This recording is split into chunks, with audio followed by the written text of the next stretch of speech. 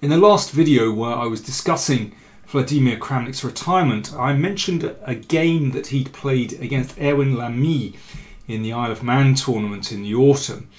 And it has distinct similarities to the game that I showed against Kasparov, where Vlad managed to just blast through the middle of the board with his pawns.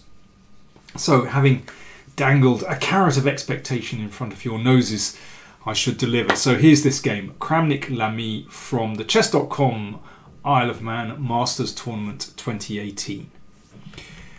Kramnik with the white pieces, and it's a steady start. A queen's pawn, and Lamy plays this slightly tricky move. Tricky in the sense of the move order is tricky because Black isn't quite committing himself yet. It might go into a pretty straight queen's gambit with bishop e7. Could even have some kind of ragozin with bishop e4, or it might go into a Cambridge Springs with c6 and queen a5, depending on how white plays. But Kramnik determined the pawn structure by exchanging on d5. So it's basically a queen's gambit exchange variation, but he didn't commit the bishop yet. He played queen c2 because Black hasn't committed the bishop, and that can be important. But finally he does. He plays bishop g5. Could play bishop f4 there, but anyway, bishop g5. So it's now a pretty normal position. And here the normal move would be bishop e7. But Lamy plays g5. He wants to chase down that bishop, which is strategically very ambitious. So he's grabbing that bishop there. Of course, in taking that bishop, Black has compromised the kingside pawn structure and weakened the f5 square. So, you know, to get something, you've got to give something, basically. And now one could play e3 here, but Kramnik goes for castles queenside straight away. Lamy exchanges off knight for bishop, fair enough. And here, I mean, I think, you know, this is a reasonable way for Black to play, but it's at this moment where I think Lamy really starts to tug the tiger's tail, and that might not have been so wise.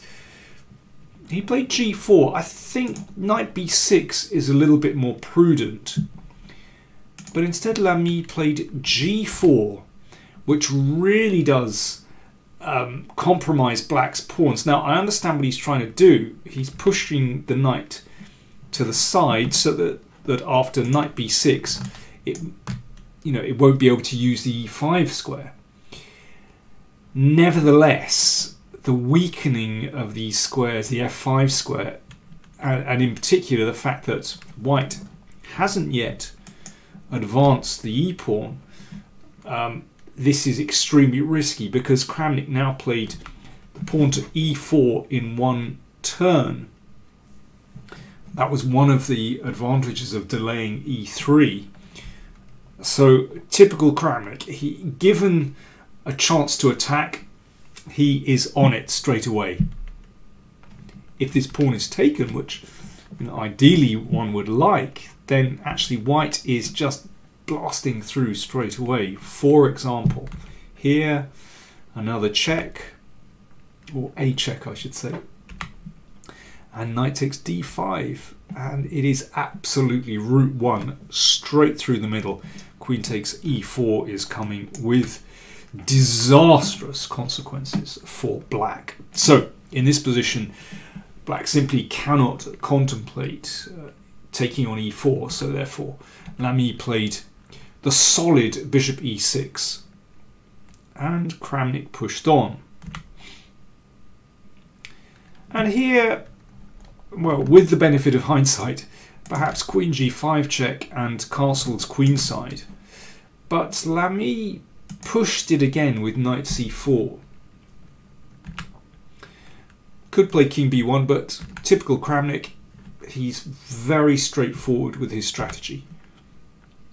and he doesn't waste any time at all. That's the advantage of playing like this. And the knight returns from the side of the board. Very important for this king to get out of the middle, so queen a5. Okay, just a little nudge to the side, of course, making sure the king is nice and safe. And now this move is very nice, knight e3. So it's come back from the side of the board into the middle of the board, where it's looking at this pawn, looking at that pawn, and looking at these key squares as well on d5 and f5.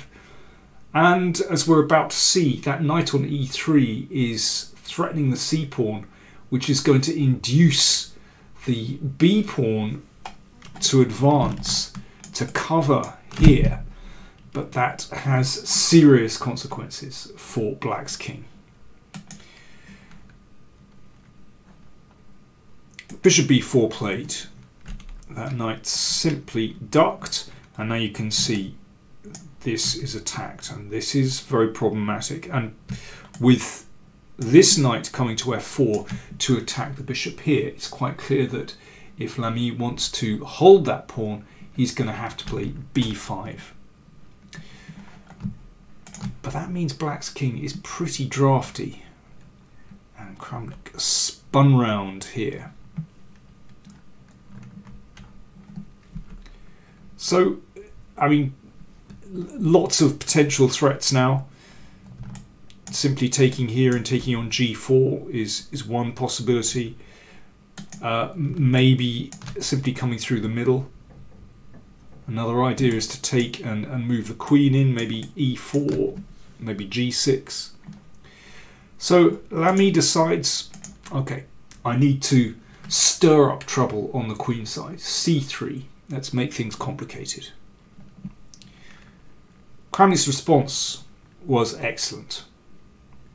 He exchanged off this bishop. Well, naturally there was a threat there. And now, you know, I can imagine other players thinking, okay, I need to make sure my king is nice and safe and playing b3. But that's not so clear, actually, because the queen always has to hang around here in case the queen drops in. But Kramnik's solution to this was much bolder. He played rook d3. Excellent move. Wants to take that pawn, so black has to exchange. Or capture on b2. The queen comes in and takes on e6 and rook c8. Okay, is this problematic? Perhaps the rook might come down here at some moments, but no, Kramnik has got it all under control.